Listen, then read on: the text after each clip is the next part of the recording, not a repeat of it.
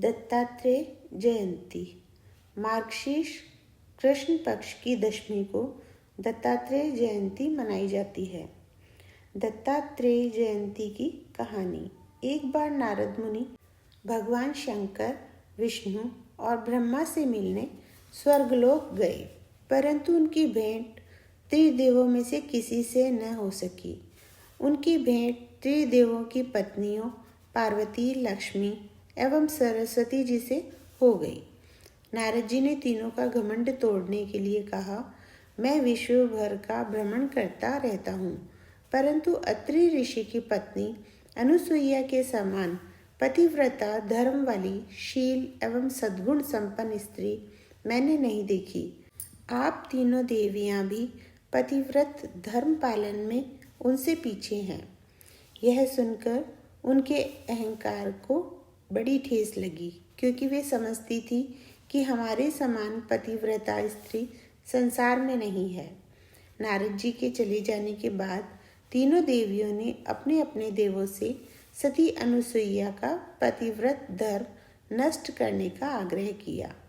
संयोगवश त्रिदेव एक ही समय अत्रि मुनि के आश्रम पर पहुंचे।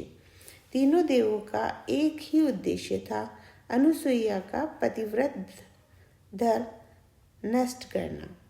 तीनों ने मिलकर योजना बना डाली। तीनों देवों ने ऋषियों का वेश धारण कर अनुसुईया से भिक्षा मांगी। भिक्षा में उन्होंने भोजन करने की इच्छा प्रकट की। अतिथि सत्कार को अपना धर्म समझने वाली अनुसुईया ने कहा, आप स्नान आदि से निवृत्त होकर आइए, तब तक मैं आपके लिए रसोई तैयार करती हूँ। तीनों देव स्नान करके आए तो अनुसुईया ने उन्हें आसन ग्रहण करने को कहा।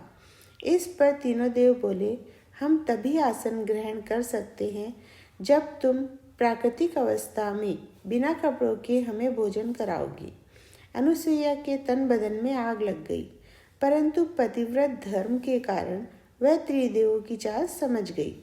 अनुसुईया ने अत्रि ऋषि के चरणोदक को त्रिदेवों के ऊपर छिड़क दिया।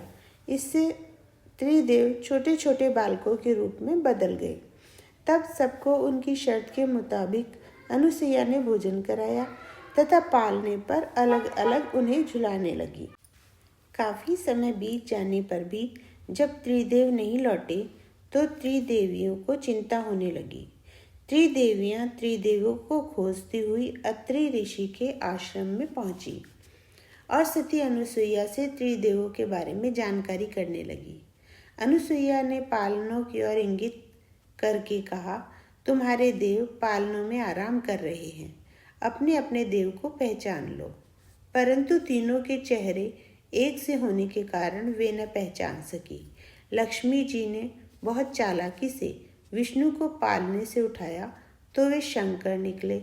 उस पर उनको बड़ा उपहास सहना पड़ा।